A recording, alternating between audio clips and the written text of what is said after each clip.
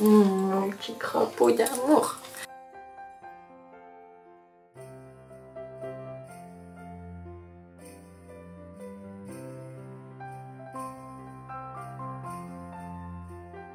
T'as un petit mouton frisé.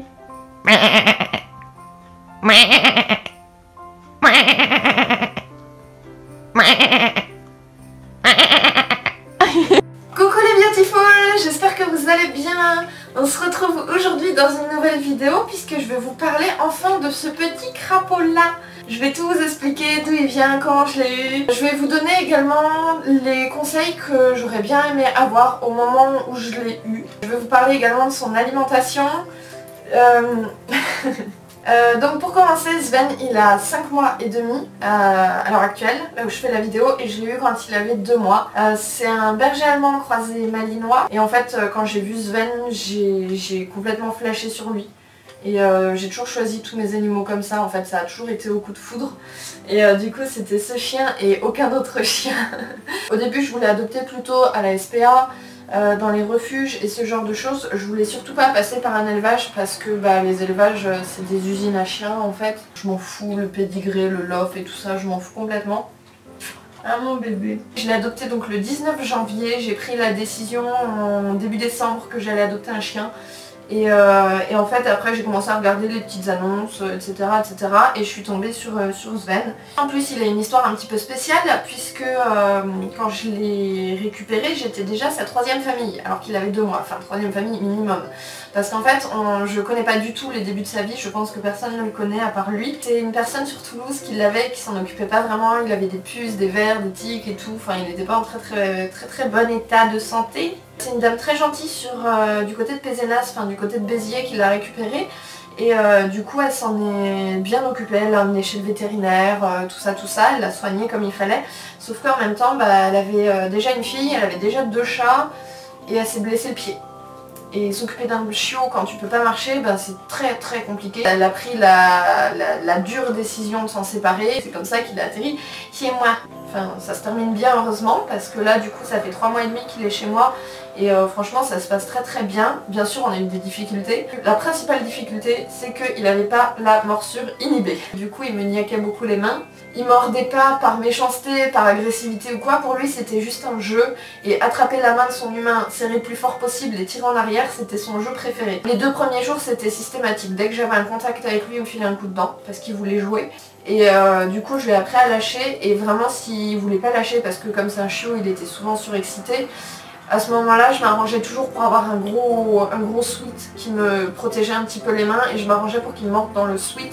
Comme ça, après, je me levais, j'attendais qu'il me lâche et dès qu'il me lâchait, et du coup, je m'isolais. Il a très vite fait le calcul, mordre son humain, ça veut dire être tout seul et ne pas jouer. Donc c'est pas très drôle, donc du coup, il a très vite arrêté. Au bout de 2 jours, ça s'était déjà vachement calmé, mais en vrai, il a mis 2-3 semaines à arrêter complètement. Au niveau des difficultés aussi, il y avait une grosse difficulté, mais c'était surtout pour moi. Lui, ça ne l'a pas trop gêné, c'est le fait qu'il ne faisait pas assez nuit. Eh bien, les chiots à 2 mois n'ont pas la vessie suffisamment grande et suffisamment entraînée pour se retenir toute la nuit. Ce qui fait que la nuit, à 1, 2, 3, 4 heures du mat', il avait envie de sortir pour faire ses besoins. Je vous avoue que j'étais très fatiguée quoi. Quand il me réveille 1 ou 2 fois par nuit, déjà au bout d'1 semaine t'es fatiguée, mais alors au bout de 2 mois j'en pouvais vraiment plus. On m'avait prévenu que c'était beaucoup de travail un chiot, mais j'avoue que les nuits j'y avais pas pensé. Après bien sûr il y a eu d'autres difficultés, mais bon c'était des petites difficultés du genre la seule chose qu'il savait faire en fait c'était marcher en laisse et s'asseoir. Après le reste il savait rien faire. Du coup il a fallu que je lui apprenne beaucoup de choses et là en 3 mois et demi il connaît une vingtaine de mots, un peu plus. Alors sur les réseaux sociaux je vous avais demandé si vous aviez des questions par rapport à Sven. Du coup maintenant je vais y répondre. Alors la première question c'est avoir un chien en appartement. C'est vrai que chez moi c'est pas très grand, j'ai 23 mètres carrés si on compte le balcon. Du coup avoir un gros chien c'était pas forcément le truc le plus logique au monde. Cela dit c'est tout à fait possible d'avoir un gros chien comme ça dans un appartement aussi petit à partir du moment où vous le promenez tous les jours. et que vous le laissez courir. Par rapport au confinement aussi, ça se passe plutôt bien parce que on a le droit en tant que propriétaire de chien d'avoir 1 heure de sortie quotidienne. Donc moi j'utilise cette heure de sortie pour aller voir, à chaque fois on va dans des rues différentes, on fait des tours différents, des promenades différentes. Et aussi j'ai la chance d'avoir un espace privé qui appartient à la résidence, qui est clôturé et sécurisé, dans laquelle je peux aller promener mon chien et surtout le détacher, le laisser courir en liberté. Et ça c'est vrai que c'est vachement cool. Même si j'avoue que Sven commence à trouver le temps long et qu'il a vraiment très envie d'aller jouer avec ses potes et que là du coup à chaque fois qu'on voit un chien il pète un câble. Sven, ça se passe comment ton confinement? Dis-moi.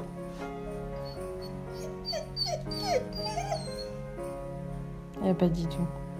Vivement la fin. Une autre grande question qui s'est posée, c'est l'alimentation. Est-ce que mon chien est vegan? Est-ce que tu es vegan mon cœur? Tu aimes beaucoup les brocolis. Il fait pouit en plus. Ah, ça y est, tu t'assois? C'est très bien. Tu dis allô? Tu dis bonjour? Oui, dis bonjour, c'est bien mon cœur. Allô? Ouais. Tiens ton brocoli. Allez file. Alors là normalement c'est la partie de la vidéo où je me fais pas forcément des amis. Parce que quelle que soit la réponse en fait, j'aurais tort pour la moitié des personnes qui vont regarder cette vidéo. Du coup la réponse est non. Mon chien n'est pas vegan. Parce que c'est un chien. Ça va être très chiant ce pouic en fait. Oui mon cœur, ça va être très chiant. Je vous passe les détails techniques, mais grosso modo les intestins des chiens ne sont pas du tout faits pour supporter les céréales. Même s'il est vrai qu'il y a des protéines dans les céréales, il y a aussi beaucoup de glucides. Les chiens ne sont pas du tout conçus pour digérer les glucides en très haute quantité. Déjà que chez nous les humains, les céréales c'est pas forcément un truc qui passe le mieux au monde. Ce qui passe le mieux c'est les fruits et juste après il y a les légumes.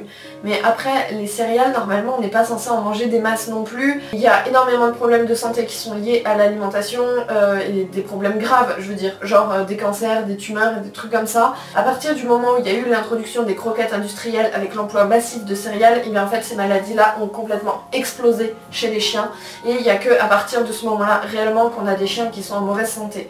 Donc mon chien n'est pas vegan parce qu'il n'est pas fait pour digérer des céréales et que l'alimentation végane est composée à partir de céréales. Par contre mon chien mange des croquettes. Effectivement, j'aimerais bien le passer à la méthode barf, mais confinement oblige, j'ai été obligée de faire avec ce que j'avais sous la main. Par contre, il mange des croquettes sans céréales. Il existe pas mal de marques sur le marché, il y en a qui se veulent plus ou moins que d'autres.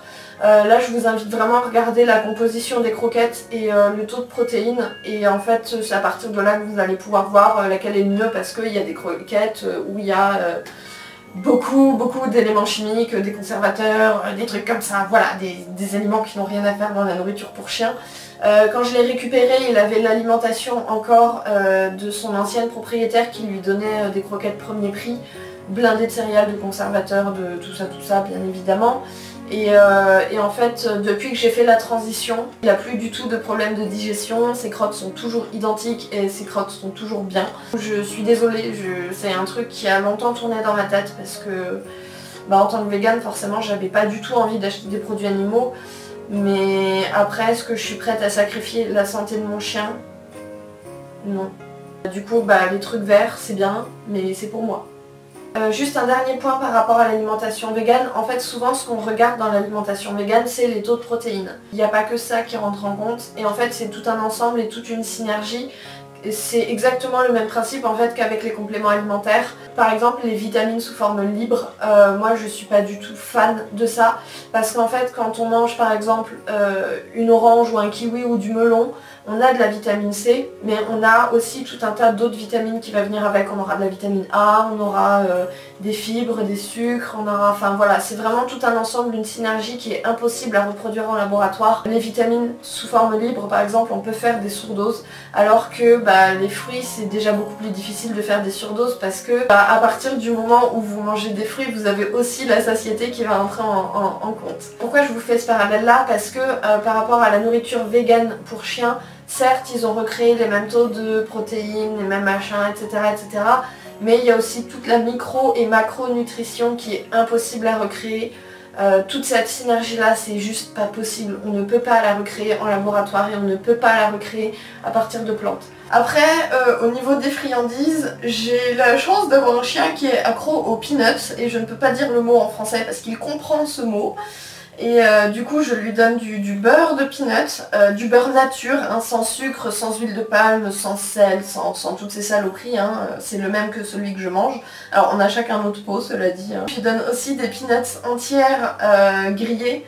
Sauf que là encore elles sont non salées, non aromatisées, non tout ça. Je lui donne vraiment de temps en temps des petits bouts de trucs parce que je veux pas qu'il vienne quémander à chaque fois que je sors de la nourriture. Déjà qu'il reconnaît les pots de peanuts, quand je le débouche il accourt. N'importe quoi. Maintenant on va repartir sur un sujet un peu plus léger. Je vais vous donner quelques anecdotes sur mon chien. Fait numéro 1, il n'a qu'une seule boule.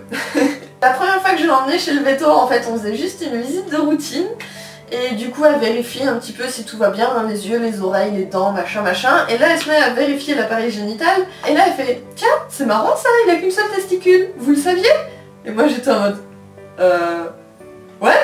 Normalement c'est pas très bien parce que ça présente des risques un peu plus élevés de tumeurs et de problèmes comme ça. Et la solution à ce problème c'est de le faire castrer. J'avais déjà prévu de le faire castrer de toute façon, donc à la fin du confinement. Non, puis de toute façon il sera plus tranquille aussi, les chiens castrés en général ils se font moins attaquer parce qu'il y a moins de problèmes vis-à-vis des femelles, du territoire et tout ça. Les refuges débordent, les élevages continuent de surproduire, il y a trop de chiens. Et je vois pas l'intérêt d'avoir ce pauvre petit doudou qui va avoir des décharges d'hormones pas possibles qui vont lui faire vriller le cerveau alors qu'il peut rien satisfaire, donc c'est juste de la cruauté en fin de compte. Fait numéro 2, il est très douillet, mais vraiment douillet. Il veut pas sortir quand il fait froid, il veut pas sortir quand il pleut. Quand on marche dans une flaque d'eau, il marche avec les pattes écartées comme ça, genre ça va moins le mouiller, c'est trop drôle. Mais du coup, ouais, il est assez douillet, il est précieux en fait, il est très précieux mon chien. Fait numéro 3, il adore chasser les mouches. Les mouches, les insectes, alors les mouches il les confond souvent avec des abeilles, donc là j'essaye de lui apprendre que quand je dis abeille, il faut pas toucher. Ça marche une fois sur deux on va dire, mais j'ai bon espoir qu'avec le temps ça finira par marcher. Fait numéro 3, quand on fait la sieste l'après-midi, parce qu'on fait souvent la sieste en même temps, parce que sinon il fait pouic pouic pouic pouic pouic et je ne peux pas dormir. La délicatesse. Il fait un truc vraiment très mignon quand on fait la sieste. Il se lève pour aller boire, donc forcément il me réveille. Et quand il passe à côté de moi, il fout son nez à 2 cm de mon visage et en même temps il fait comme ça, juste pour vérifier que tout va bien, et puis il va se recoucher. C'est juste beaucoup trop mignon. Fait numéro 4, c'est un trouillard. Mais un énorme trouillard, je vous promets, il a peur de plein de trucs, mais des trucs trop bidons. Il a peur des poules, il a peur des sacs poubelles, de gens qui laissent leurs poubelles à côté de la benne à ordures au lieu de la mettre dedans.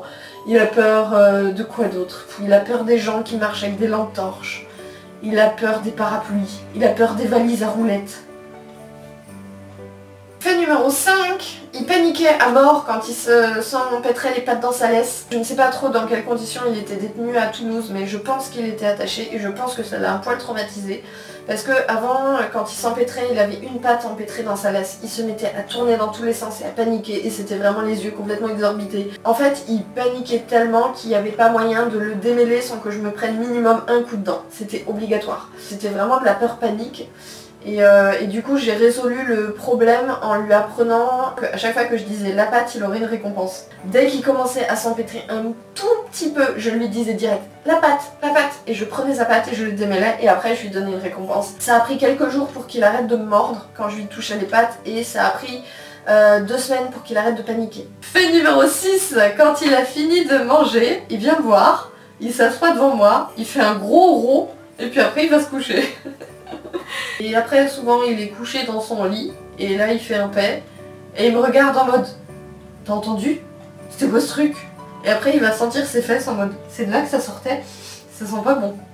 Et bref. Fait numéro 7, il couine beaucoup et il pleurniche beaucoup, il fait des bruits bizarres quand il dort, mais vraiment des bruits très bizarres. La première semaine quand je l'ai eu, il était dans son lit, il était en train de dormir très paisiblement et d'un coup il a fait un en levant vraiment la tête vers le ciel et tout, c'était trop mignon parce qu'il était tout petit. Et en fait il a hurlé tellement fort que ça l'a réveillé et du coup il m'a regardé en mode t'as entendu? C'était quoi ce bruit? Et il était choqué et après il a regardé partout comme ça en mode mais ça venait d'où? Je comprends pas là. C'était trop rigolo. Voilà, je vous ai présenté mon doudou. J'espère que cette vidéo vous aura plu. J'ai juste une seule question pour les propriétaires de chiens. Si jamais vous avez la réponse, je suis vraiment preneuse. En fait, l'été, la température du sol monte extrêmement haut, mais vraiment très très haut. Et ce, du matin au soir. Il y a du béton absolument partout autour de chez moi et ce n'est pas envisageable que mon chien ne sorte pas de la journée pendant l'été. J'ai vraiment peur qu'il se brûle les pattes. Du coup, j'avais pensé à lui mettre des petites chaussures pour l'été pour protéger ses coussinets. Alors pas des chaussures qui vont l'empêcher de marcher, hein, forcément des petites chaussures juste qui vont le protéger ou des espèces de chaussettes ou je sais pas.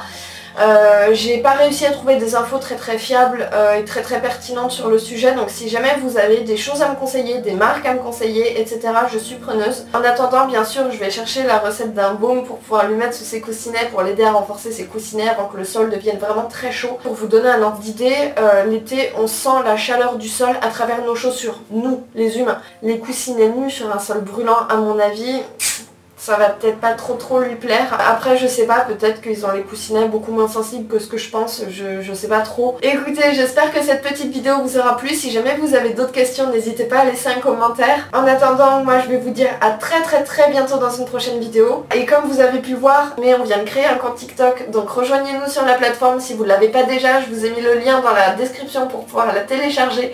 Et je pense qu'on va plutôt bien s'amuser. En tout cas moi j'ai mis, moi j'ai prévu de faire plein de vidéos assez sympas, que ce soit toute seule ou que ce soit avec mon doudou qui vient de se réaplatir dans une autre partie de la pièce. Donc n'hésitez surtout pas à nous rejoindre sur la plateforme et puis j'espère qu'on va bien s'amuser tous ensemble. J'espère que le confinement se passe bien de votre côté, que tout le monde va bien de votre côté. Je vous dis à très bientôt dans la prochaine vidéo. Je vous fais plein de gros bisous. Et voilà, prenez soin de vous, passez une bonne journée. Bisous.